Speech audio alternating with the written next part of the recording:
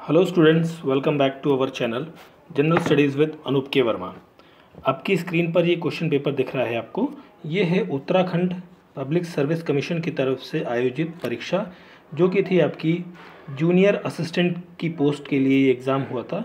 इस पेपर के अंदर जो है वो 100 क्वेश्चंस हैं पूरे टोटल, जिसमें 75 क्वेश्चंस जो हैं वो आपके जीएस से रिलेटेड हैं और बाकी 25 क्वेश्चंस आपके हिंदी के हैं और कुछ इसमें रीजनिंग के क्वेश्चंस भी आपको देखने को मिलेंगे। हम इस पूरे पेपर के सॉल्यूशन को, क्योंकि देखिए अभी मेरे को फर्स्ट 3 पेजेस आप क्वेश्चन पेपर के मेरे को मिल पाए हैं, तो मैं फर्स्ट 3 पेजेस हैं बेसिकली, जिसके अंदर लगभग 1 से लेकर 30 क्वेश्चन या 35 क्वेश्चन होंगे आई थिंक। उन क्वेश्चंस को हम यहाँ पर डिस्कस करेंगे और बाकी रेस्ट ऑफ द क्वेश्चन का जितना भी पीडीएफ है जैसे ही मेरे को मिलेगा तो मैं उन क्वेश्चन के सॉल्यूशन भी अपलोड कर दूंगा। और ये पेपर जो है आपका आयोजित हुआ है 5 मार्च को, 5 मार्च को ये पेपर आयोजित किया गया है। ठीक है, तो चलिए शुरू करते हैं फर्स्ट क्वेश्चन के साथ में। तो फर्स्ट क्वेश्चन है, विंडोज़ ऑपरेटिंग सिस्टम में कंप्यूटर से किसी फाइल को स्थायी रूप से हटाने के लिए कौन सी की इस्तेमाल की जाती है? Shift delete. That is option D यहाँ पर क्या है? करेक्ट आंसर है। निम्नलिखित में से किस शासक को सकारी कहा जाता है? सकारी कहा जाता है चंद्रगुप्त विक्रमादित्य को। दैट इज ऑप्शन बी यहाँ पर करेक्ट आंसर हो जाएगा। थर्ड क्वेश्चन में मेरे को थोड़ा सा डाउट है, इसलिए इस क्वेश्चन को मैं अभी छोड़ रहा हूँ। सेकंड पार्ट में इसके आंसर को हम डिस्कस करेंगे। क्वेश्चन नंबर 4 पर आते हैं। सूर्य अस्त नियम किस भूमि राजस्व व्यवस्था से संबंधित है? तो ये संबंधित है आपका स्थायी व्यवस्था से। Option D is the correct answer. Question number 5 पर आते हैं। तो क्वेश्चन नंबर 5 में आपसे पूछा गया है, एक धर्म एक जाति मानवता का एक ईश्वर, ये नारा किसका था? ये नारा था नारायण गुरु का। दैट इज ऑप्शन डी यहाँ पर क्या है? करेक्ट आंसर है फिफ्थ क्वेश्चन का। मराठों ने गुरिल्ला की रणनीति जो है वो कहाँ से सीखी थी? ये सीखी थी मलिक अंबर से। ऑप्शन सी यहाँ पर क्या है? करेक्ट आंसर है। भारतीय स्वतंत्रता आंदोलन के संदर्भ में कोमागाता मारू क्या है? ये बेसिकली क्या चीज़ है? ये है आपकी जापानी जहाज़, जहाँ से ब्रिटिश इंडियंस जो है वो गए थे, माइग्रेट किए थे कनाडा की तरफ। ठीक है, तो ऑप्शन ए यहाँ पर करेक्ट आंसर है। भारत में वित्तीय केंद्रीकरण की दिशा में सर्वप्रथम महत्वपूर्ण कदम उठाने का श्रेय किसको जाता है? तो ये जाता है लॉर्ड मायो को। ऑप्शन डी यहाँ पर करेक्ट आंसर होगा। अगला प्रश्न है, इनमें से कौन सा वो मौलिक अधिकार है, चाहे वो नागरिक हो चाहे विदेशी व्यक्ति हो, दोनों को प्राप्त है? तो ये है ऑप्शन डी यहाँ पर शोषण के विरुद्ध अधिकार। दैट इज यहाँ पर हम बात कर लेते हैं, ऑप्शन डी यहाँ पर है क्वेश्चन नंबर 9 का correct answer. Option number D 9 का क्वेश्चन। क्वेश्चन नंबर 10 की बात करें, नीति आयोग का गठन जो है ये कब होता है? ये होता है 2015 को। ऑप्शन ए यहाँ पर करेक्ट आंसर है। भारत में जनता के धन का संरक्षण किसे कहा जाता है? ये कहा जाता है CAG को, भारत के नियंत्रक एवं महालेखा परीक्षक।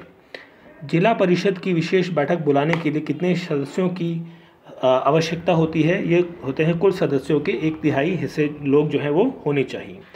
कंप्यूटर जिसकी मेमोरी क्षमता 256 MB है, तो वो बाइट में कितना स्टोर करेगा? वो करेगा आपका 256 × 10⁻6 × 8। ऑप्शन नंबर बी यहाँ पर क्या हो जाएगा? करेक्ट आंसर हो जाएगा क्वेश्चन नंबर 13 का।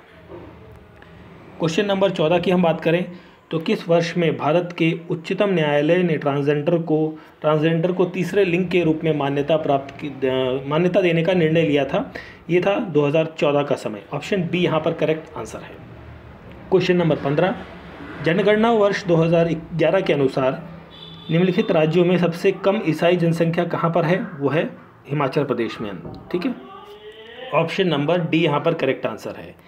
सियाचिन हिमनद के निम्नलिखित दर्रों में से कौन सा भारत में नहीं है? तो देखिए भारत में जो नहीं है उसका बारे में पूछा है, तो that is the Gasherbrum. That is option number B यहाँ पर करेक्ट आंसर होगा। निम्नलिखित में से किसके संदर्भ में भारत ने थालवेग सिद्धांत का आह्वान किया था? ये था Sir Creek. That is option C यहाँ पर क्या हो जाएगा? क्वेश्चन 17 का करेक्ट आंसर। क्वेश्चन नंबर 18 पर आते हैं। तो यहाँ पर पूछा गया है, निम्नलिखित में से कौन एक उत्तम प्रकार का लौह अयस्क है? That is the magnetite. That is option C यहाँ पर क्या हो जाएगा? 18वें प्रश्न का करेक्ट आंसर। क्वेश्चन नंबर 19 पर आते हैं। तो इसमें पूछा गया है, जनगणना के अनुसार निम्नलिखित राज्यों में किस एक में अनुसूचित जाति की जनसंख्या सबसे अधिक पाई जाती है? तो देखिए यहाँ पर जो है सबसे अधिक इन ऑप्शंस में से करेक्ट आंसर होगा option number C, Himachal Pradesh. ठीक है, sorry not Himachal Pradesh, that is Paschim Bangal. Okay, मैं गलती से हिमाचल बोल गया, बट यहाँ पर है correct answer option number C, Paschim Bengal. अगला प्रश्न है, राजीव गांधी राष्ट्रीय भूजल प्रशिक्षण एवं शोध संस्थान कहाँ पर है? ये छत्तीसगढ़ के अंदर है। छत्तीसगढ़ मतलब रायपुर। ऑप्शन सी यहाँ पर करेक्ट आंसर है। क्वेश्चन नंबर 21, देखिए इस क्वेश्चन में भी मेरे को थोड़ा सा डाउट है, तो इस क्वेश्चन को भी मैं अभी स्किप करता हूँ, अगले वाले पार्ट में हम इसे कवर करेंगे। क्वेश्चन नंबर 22 पर आते हैं। निम्न में से क्या भारतीय संघीय बजट 2023-24 में 7 प्राथमिकताओं जिन्हें सप्तऋषि के नाम से जाना गया है उनमें से नहीं है? तो देखिए इसके अंदर आखिरी पायदान तक पहुंचना आता है, युवा शक्ति आता है, हरित विकास आता है, महिला सशक्तिकरण इसके अंदर नहीं आता। तो क्वेश्चन का करेक्ट आंसर है ऑप्शन नंबर डी, महिला सशक्तिकरण। फिर हम बात करते हैं आगे क्वेश्चन नंबर 23 पर। तो क्वेश्चन नंबर 23 की बात करें तो भूकंप से प्रभावित तुर्की की मदद के लिए भारत ने हाथ बढ़ाया था, तो उस ऑपरेशन का नाम था ऑपरेशन दोस्त। ठीक है, ऑप्शन सी यहाँ पर करेक्ट आंसर है।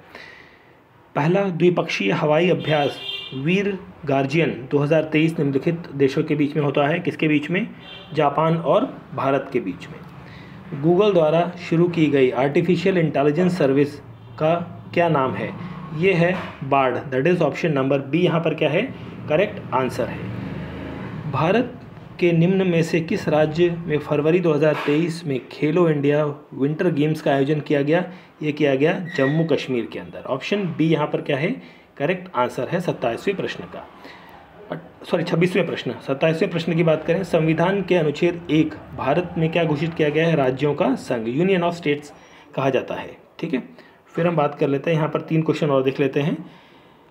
तो निम्नलिखित में से किस राज्य ने फरवरी 2023 में हुई भारत की पहली ग्रामीण विज्ञान कांग्रेस की मेजबानी की? ये देहरादून में हुई थी, उत्तराखंड। ऑप्शन डी यहाँ पर करेक्ट आंसर है। चंद्र प्रशासन के अंतर्गत दस्तूर क्या होता है? बेसिकली दस्तूर एक तरीके से जैसे हम कहते हैं ना, दस्तूर ट्रेंड फॉलोअर। ठीक है, तो यहाँ पर ऐसा कोई नहीं है, तो यहाँ पर करेक्ट आंसर ऑप्शन डी हो जाएगा। 30वां प्रश्न है, तारेश्वर ताम्रपत्र निम्नलिखित में से उत्तराखंड के किस राजा से संबंधित है? तो ये संबंधित है द्वितीय वर्मन से, दैट इज ऑप्शन ए यहाँ पर करेक्ट आंसर है। ठीक है, तो इस पार्ट के अंदर हम इतने ही क्वेश्चन करेंगे। 1 to 30 क्वेश्चन हमने यहाँ कवर किए हैं, बाकी रेस्ट क्वेश्चन हम सेकंड पार्ट के अंदर कवर अप करेंगे। ठीक है, तो वीडियो अच्छा लगा है तो लाइक, शेयर और चैनल को सब्सक्राइब ज़रूर करें। ठीक है, मिलते हैं नेक्स्ट पार्ट में। Thank you for watching.